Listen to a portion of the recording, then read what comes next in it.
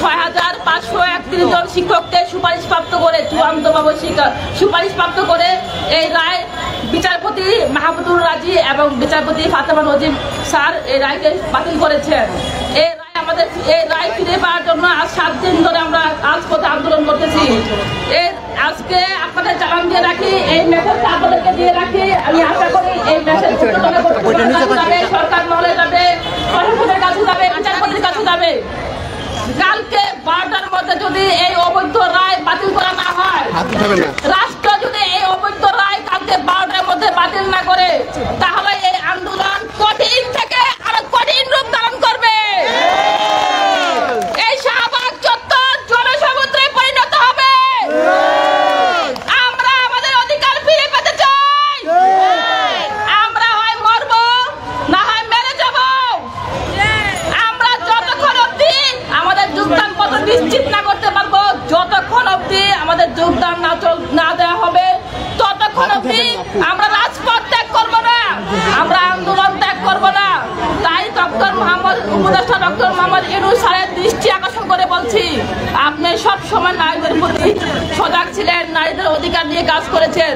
মানবিক দৃষ্টিকোণ থেকে হলো আমাদের অধিকার ফিরিয়ে দেন, আমাদের সম্মান ফিরিয়ে দেন। আমরা যদি সম্মানিত না হই, তাহলে আমরা কারো সম্মান রাখবো না।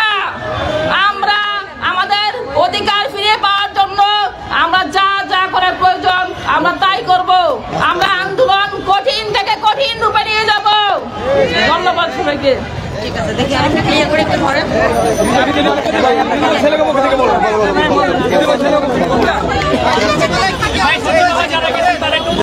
আসসালামু আলাইকুম। সময় খুব সংক্ষিপ্ত, আগাম দিয়ে দেবে। আচ্ছা, এক মিনিট, আমার হাতে কি এটা বলেন তো?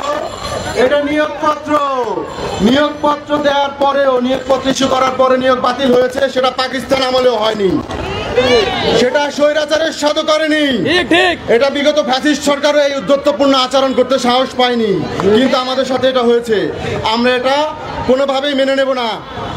আরেকটা কথা বলতে চাই, আমার আবু যেটা বলেছে, কালকে 2টার মধ্যে আমাদের এই 12টার মধ্যে আমাদের এই মামলার খারিজ হইতে হবে। কজ লিস্টে আমরা আজকে রাত্রে দেখতে চাই যে কালকে উঠবে।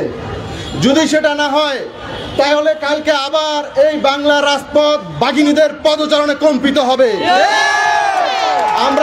আমরা আমাদের দাবি আদায় না হওয়া পর্যন্ত যাব না। আমরা কি বাঙালি জাতি 9 মাস সংগ্রাম করে স্বাধীন হয়েছি, আর এখন আমরা স্বাধীন দেশে আমাদের অধিকার আদায়ের জন্য যদি 9 বছর রাস্তায় থাকতে হয়, তাও আমরা থাকবো। আমরা কিন্তু এমন স্বাধীনতা পাইনি। আমাদের উত্তরসূরিরা কিরকম, আমরা তাদের বিরুদ্ধে তৈরি, আমাদের শরীরে তাদের রক্ত বইছে। তো আমরা অতি সংক্ষেপে কথা শেষ করতেছি। সময় আয়োজন দিয়ে দেবে।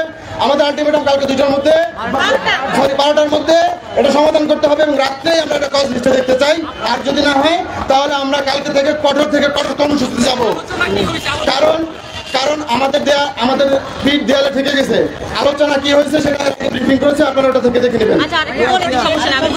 আচ্ছা, আমার আপনি কথা বলবেন। ধন্যবাদ। আমরা যে 6 জন আমরা দিতে গিয়েছি, ওই 6 জনের মধ্যে আমি একজন। আমি একটু ক্লিয়ার করি আপনাদের কাছে আবারও।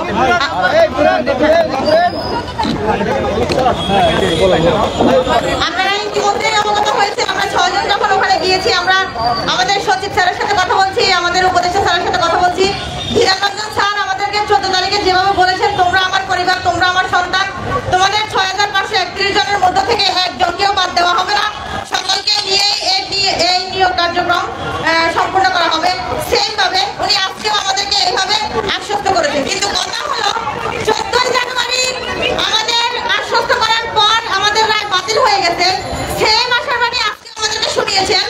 তো এমন অবস্থায় আমাদের কি করা দরকার, সেটা আমাদের 6,531 জনের মন্তব্যে তাদের কাছ থেকে তাদের সিদ্ধান্ত নেওয়া হয়েছে। সেই সিদ্ধান্ত অলরেডি আপনাদের কাছে ঘোষণা করা হয়ে গেছে। কালকে 12টা পর্যন্ত আমরা অপেক্ষা করব। 12টার মধ্যে যদি রাষ্ট্রীয়ভাবে আমাদের আইনগত জটিলতার সমাধান না করা হয়, তাহলে আমরা কঠিন থেকে কঠিন কর্মসূচি, লাগাতার কর্মসূচি অবলম্বন করব। আমরা এই বাংলায় কোনো বৈষম্য হতে পারবে না। আবু সাইদ এবং মুগ্ধ শহীদ হয়েছে।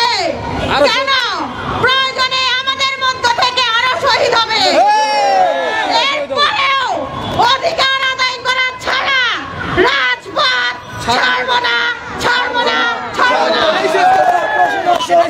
আজকে আপনার অবস্থান ছিল থানায় যাবেন কিনা? অবশ্যই অবশ্যই আজকে আমাদের কর্মসূচি অব্যাহত থাকবে। এভাবে চলতেই থাকবে, এভাবে আমরা চালিয়ে আমরা এখান থেকে যাব না, লাগাতার রাতে থাকবো। অবশ্যই অবশ্যই অবশ্যই রাতে থাকবো। অবশ্যই আমাদের কর্মসূচি অব্যাহত আছে। রাতে থাকবো। আজকে না, আমাদের এই কর্মসূচি একদিনের জন্য স্টপ হবে না, এক ঘন্টার জন্য স্টপ হবে না, এটা চলমান থাকবে। 6 দিন আসলে থাকবো। ঠিক আছে, আর কোনো প্রশ্ন আছে? এটা বলে দিন পরে আমরা যোগদান পাওয়ার আগ পর্যন্ত এটা বলে দিন শুধু। আমরা এভাবে পথে পথে ততদিন থাকবো যতদিন রাষ্ট্র চায়। আর রাষ্ট্র যখন চাইবে না, আমরা রাজপথে থাকি, তখন রাষ্ট্র আমাদেরকে যোগদানের ব্যবস্থা করবে, এরপর আমরা বাড়ি ছাড়বো। রাষ্ট্র যদি চায় আমরা ঘরে ফিরে যাই, আমরা আমাদের সন্তানের কাছে ফিরে যাই, আমরা আমাদের পিতামাতার কাছে ফিরে যাই, তখন আমরা এই রাজপথ ত্যাগ করবো। আর এই রাজপথ ত্যাগ করার আগে আমরা যোগদান পত্র হাতে নিয়েই ফিরবো। এর আগে আমরা রাজপথ ছাড়ছি না, ইনশাআল্লাহ।